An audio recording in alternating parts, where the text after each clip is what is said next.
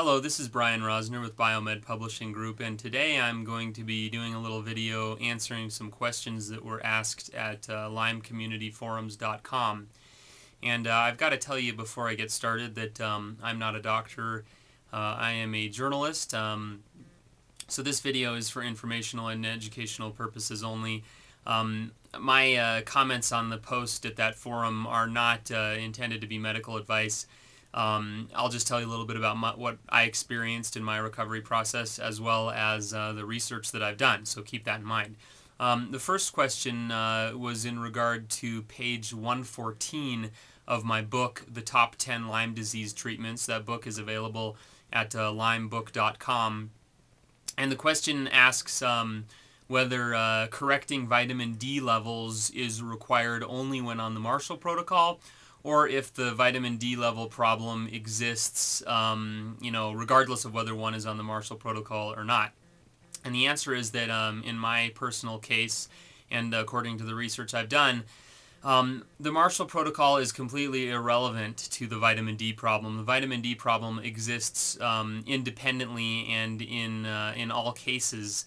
The Marshall Protocol is sometimes used to correct the vitamin D problems, but the high vitamin D levels, the 125 vitamin D, which is a corticosteroid hormone or similar to a corticosteroid hormone, that's often high in Lyme disease sufferers and often creates problems.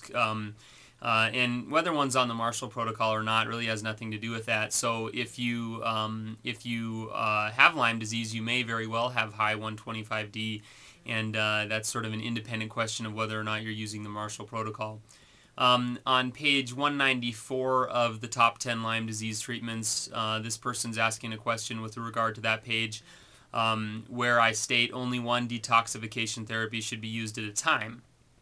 And this person's asking, is there any reason why they can't do multiple detoxification therapies all at one time? And the answer is, again, for me personally, not as medical advice, some people find that too many detoxification treatments at a time can be too overwhelming to the body. And the gauge on that is really how a person feels. So you can do as many detoxification treatments as you want, granted that they're not overwhelming you with detoxification reactions. So the detoxification reaction is really the gauge that's used there. And someone like me, when I was really sick, I couldn't handle a lot of different detoxification treatments at the same time. Some other people can. So it's really a personal thing, and it depends on the reaction. Page 255 of the top 10 Lyme disease treatments, a question about mangosteen fruit, where I say that it's a strong antibiotic. The question is, should I stop using mangosteen when I start glyconutrient supplementation? I don't want the antibiotic effects to keep the spirochetes from coming out of the colonies. And that's probably one of the most complicated questions that this person is asking. However, fortunately, even though it's a complicated question, I have spent a great deal of my career as a journalist answering that very question. It's something that I won't be able to address in a short video. It's much too complicated. But to make a long story short, yes, mangosteen fruit and other antibiotic substances do keep the bacteria suppressed, and in the long run, they do slow down the recovery process, especially when someone is trying to use Rife technology. And that is really discussed in detail in my book, Lyme Disease and Rife Machines. And it goes through the whole process of how antibiotics affect the recovery process. So, to learn more about that, you might want to look at my book, Lyme Disease and Rife Machines. There are quite a bit of free excerpts from that book on the internet at limeandrifebook.com or limebook.com. You can click in from there. And I'm not just trying to sell books. It really is a complicated topic, and I've spent hundreds, if not thousands, of hours researching it. There's quite a bit that goes into it. I'd be happy to continue this conversation down below on this blog. And there's also some other good free websites that have been written about this topic as well. The final question on page 256 of the top 10 Lyme disease treatments is also regarding mangosteen, and the question was regarding my statement. Ingestion of mangosteen fruit or products can offer non-toxic antibiotic protection while a person takes much-needed breaks from other antibacterial therapies such as Rife machine therapy.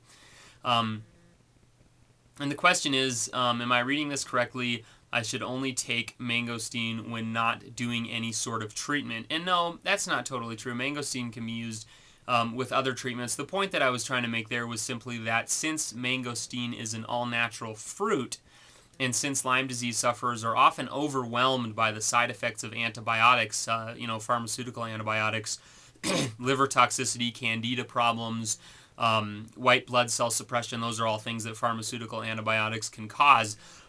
My point there was just that, if someone's been on antibiotics for years and their body is deteriorating from all the side effects, mangosteen fruit, which has proven antibiotic effects, may be a good substitute to give the body a break from all of those other pharmaceutical antibiotics. So this is Brian Rosner with Biomed Publishing Group. I hope this video has helped answer these questions. And again, a very important reminder, this information is based on my own personal experience. It is not medical advice. I am not a medical practitioner, so this is just my opinion. And hopefully that helped, and we'll see you a little bit later.